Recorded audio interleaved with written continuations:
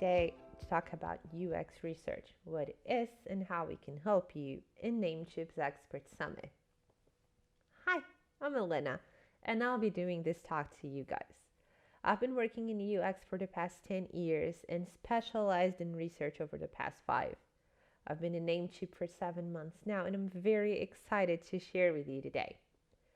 It's going to be a quick introduction, and then I'm going to show you a few steps on how you can introduce this to your daily lives and your business. So, let's get to it.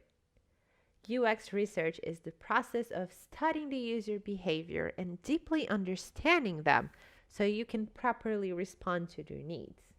We do that by talking to people who would use our products or who we want to use our products. We check out what similar businesses are doing, and we measure data that can be interesting to you. So, essentially, it's a structured way to listen to users' feedback and respond to them. It brings the customer's voice into decision-making table so you can be confident when making tough decisions. You'll have actual data to hold up against what are just opinions. You'll see that a better experience actually means financial gains. And you won't have to make stuff up and just hope for the best. Talking about the real deal, it's return of investments. Well, when you understand who they are and what they need, they feel like it's a good experience and keep coming back. What I show here is a study performed by the Nielsen-Norman Group, and you can find it on the website I listed below. It was in study with 42 different cases that showed great increase in every metric that they looked at.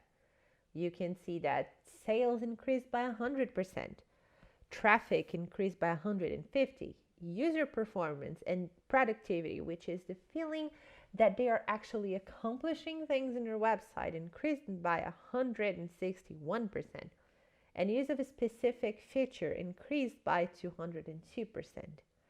So I understand that it can feel quite challenging to incorporate this in your daily lives, but once you do, you will see results.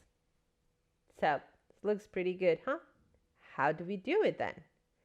Well, the first thing you have to do is understand what you need to know.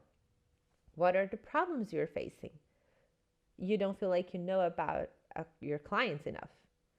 You are not quite sure if you have a good idea. You think that your site maybe should perform better, or you want to make sure that your interface is working well. So, how do you figure this out? You should keep questioning your very own hypothesis. So let's say you believe you should sell more. I think everyone feels like they should sell more. But what are the reasons? What are the bases that can make you sell more? So, does your shopping cart work well? Do you properly explain your product to the user so they are confident when making decisions? Are people actually interested in the format you're providing them? Or how can you make the buying process even easier? Well, once you have an answer to this question, you should start tracking your website. This is very important. This is something that I keep bringing up every day in my life, which is that data can tell stories and you should start bringing them in. You can start by setting up Google Analytics or any other analytics tool really to your website.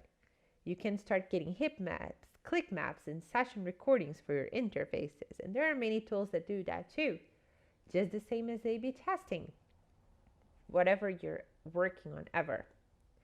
So, what do you track? Well, when we look at Google Analytics, you can check bounce rate, which is the rate of people who just dropped on one page of your website and then left not doing anything there. You can look at exit rate, which is the rate of people who came into your website, navigated a little, maybe clicked around, and then decided to leave. You can look at average session duration, which is the amount of time that people spend in your website.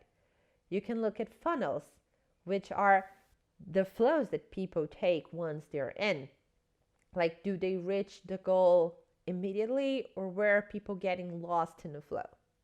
You can check events, which are specific clicks in specific elements on a page, and you can compare every single information between you versus returning users. Then we do heat maps. For that, we usually take scroll depth, which is how long people are scrolling through the pages, and click maps, which means where are people clicking exactly. This is going to tell you whether or not your CTA looks like a CTA for a final user. And then, of course, A/B testing, which is comparing two versions of the same page. Any of these metrics are going to bring valuable information to your businesses. So what I suggest is that you can take a deep look at them and define which one is going to work better for you at this point, and then starting towards getting this information. So after you've done that, you should define who do you want to talk to. This to me is the most fundamental part in any research project. You need to talk to the right people.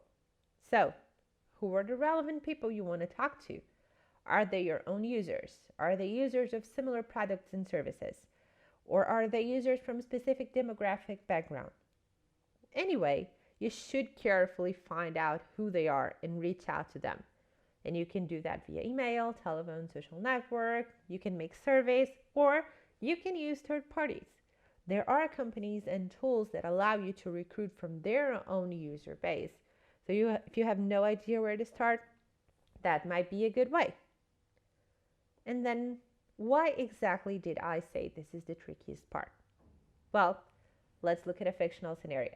Let's say we want to talk to women that are over 50 years old. They are financially stable, they have college education, and they're starting new projects or businesses. And so I now introduce you to Julie. Julie is a housewife. She met her husband right after she left college and had 2 kids. Even though she had a few good ideas in the back of her mind, mainly her job for the past few years were to take care of her 2 daughters and support her husband, who had a very high-scale job. However, the thing is that now both her kids are in college. Her husband's taking a step back in his career, and she finally has the time to take care of a few things that she's had deeply in her heart for the past years. Very simple, huh? However, so is she. If we just look at basic information like demographics such as age, social class, and things like that, both those women could be in the same group. And in reality, they're not.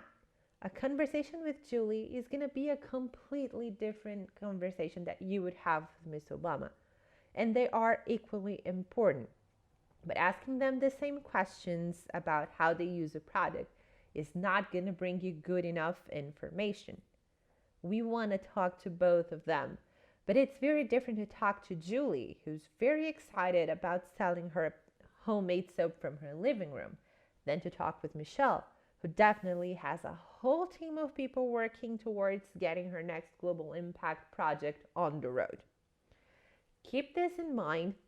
I know this is a very extreme example, but this happens, guys. So be mindful of this whenever you're considering who you're going to talk to for your next project. And then it's time to define your method. Keeping in mind exactly what you want to know is going to help you define what will be the best way to get this information. There are a few basics like interviews, focus groups, usability testings, either present or remote. You can do workshops and definitely data analysis. But how do you choose between them? So let's say you just want to compare performances and evaluate goals. For that, we use quantitative approaches, which are Google Analytics, heat maps, and A/B testings.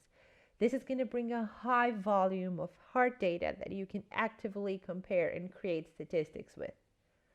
And then let's say what you want to do is understand what are the people's motivations, their needs, and challenges. For that, we use qualitative approaches like interviews, focus groups, and user testing. This means you're actually going to reach out to the people you want to talk to.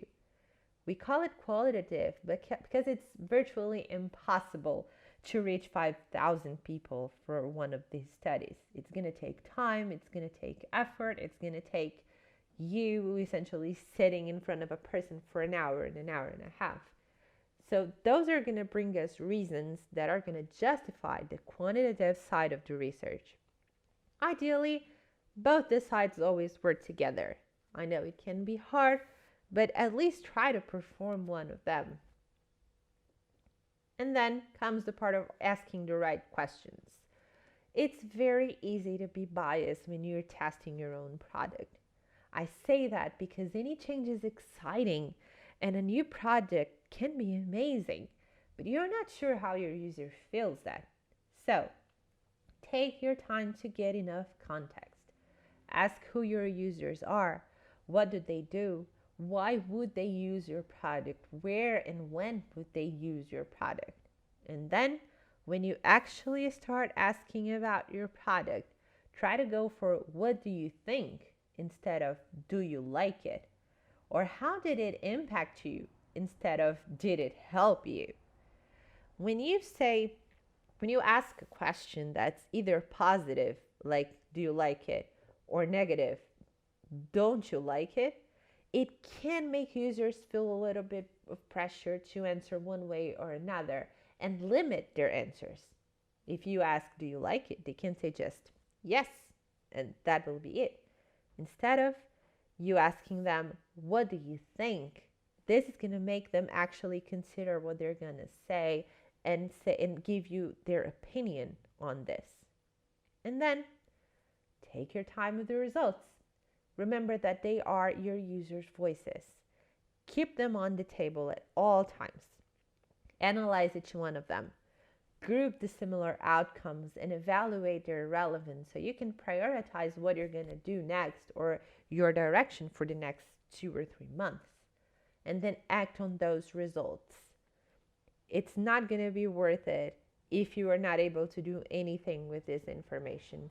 So remember to do what your user is asking you, of course, according to your business goals. Well, now the only thing left to do would be start over, either because you want to evolve what you're doing or because you want to go another direction. You can start this process again as many times as you want. Well, research is about filling the gap. It's going to bring the right voice at the right time to guide your decision making with critical and analytics view of the problems you have. It's a chance to build empathy and bring your user's perspective firsthand. It's qualitative and quantitative actual evidence instead of just guesswork. And it's going to be insights on the best routes and solutions. This is what I wanted to share with you today. I really hope this helps you grow your business. I'm very happy that you stood with me till the end. Thank you, and hopefully I'll see you soon. Bye.